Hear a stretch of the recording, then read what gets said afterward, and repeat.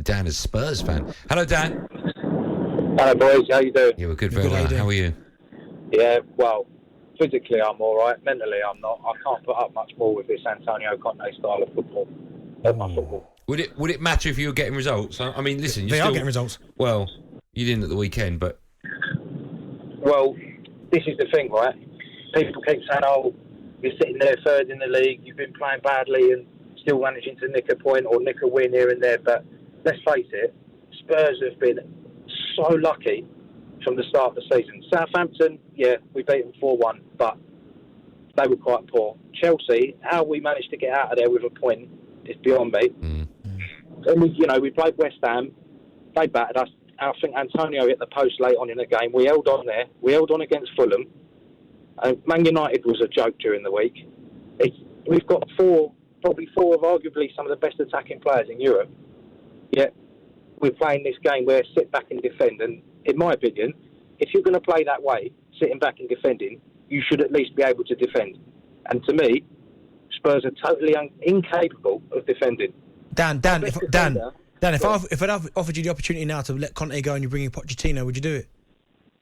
I've got to be honest, Dan, it's crossed my mind a couple of weeks back, and I think I would, Wow. And I never thought, when Conte got the job, I thought I would never say anything like that. But I feel like we've gone worse than we were under Mourinho. Dan, I get why you would do that, but is that not a sideways step for Spurs?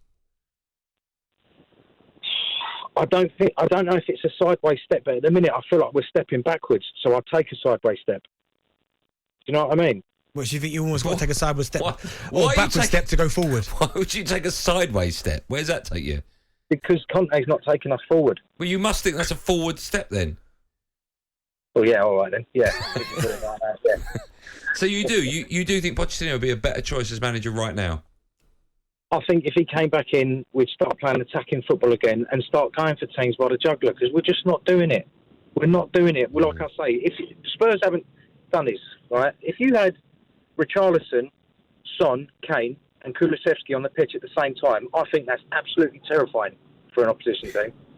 And we've never done it. We don't do it. I just don't think. Do you know what though, Dan? I don't think that's Antonio Conte's style.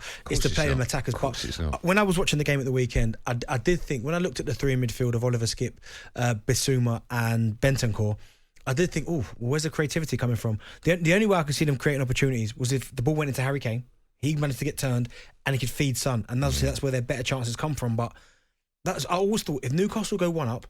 It's going to be interesting to see how Spurs get themselves back into this game. Spurs have lost 3 of the last 5. They've lost a quarter of all their games so far this season. Not good. But they've lost the teams that are in and around them. That's not a good sign either. They beat a lot of the teams below them. I really want to talk later on. I'm looking at my producer. Later on in the week, we should have a proper discussion about Harry Kane, because the clock is ticking with his career. He's staying at Spurs. Why is he staying at Spurs? Yeah, people keep saying this about why is he staying at Spurs. If he's got the intention or he wants to leave, first of all, someone's got to come up with a big bucket full of money. Right. Because he, again, himself... But they will. He's one of the best number 9s in the world. City didn't. Well, they came up with a bucket of money, but it wasn't enough. Now. I know. But that's my only thing, is if you take Haaland out of the equation and you look at what Harry Kane's doing this season, he's having another phenomenal season. Yeah, in a... I was going to say mediocre, because they're third. Okay, in a side that aren't playing great football. That ain't creating that many chances. You've got 10 goals already. Would you be stunned if Spurs fell out of top 4 at the end of the season? Yeah, I would. Oh, would you? Yeah, I would. Okay. Because even though they're maybe not playing well, they're still finding a way to grind out these results against teams that they should grind out results. talkSPORT Drive with Andy Goldstein. Monday to Friday afternoon from 4 on AM, on DAB, via the talkSPORT app and on your smart speaker.